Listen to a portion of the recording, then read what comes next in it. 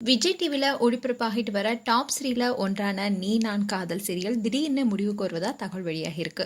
இந்த சீரியலை ரசிகர்கள் எதிர்பார்த்தபடியே இப்போ கதையில மாற்றம் செய்யப்பட்டிருக்கு. இந்த சீரியலும் ரசிகர்கள் கவர்ந்த சீரியலாவே இருக்கு.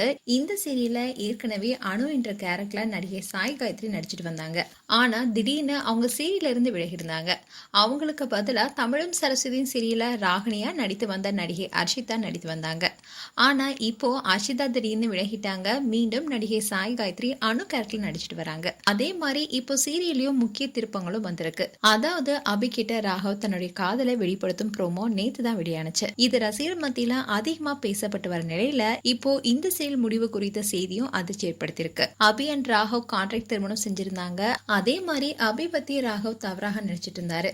அபி மேல தனக்கு காதல் இருந்தாலும் அபிக்கும் தன்னுடைய அக்கா கணவர் முரளிக்கும் ஏதோ தொடர்பு இருக்குன்னு ராகவ் சந்தேகப்பட்டு இருந்தாரு. இப்போதான் அது தவறுன்னு ராகவும் புரிஞ்சுக்கிட்டாரு. அதோட இந்த சீரியல் ஆரம்பத்துல இரவு 10 மணிக்கு ஒளிபரப்பாகிட்டு வந்துச்சு. இப்போ சில மாதங்களா தான் 6 மணிக்கு மாற்றப்பட்டு இருக்கு. 6 மணிக்கு ஒளிபரப்பு செய்ய தொடங்கினதுல இருந்தே நல்ல வரவேற்பு கிடைச்சிருக்கு. டிஆர்பிலும் நல்ல இடத்தை பிடிச்சிருந்தது. ஆனா சில வாரங்களா இந்த சீரியல்ல டிஆர்பி குறைஞ்சிருக்கு. அதனால கதையிலும் மாற்றம் கொண்டு வந்திருக்காங்க.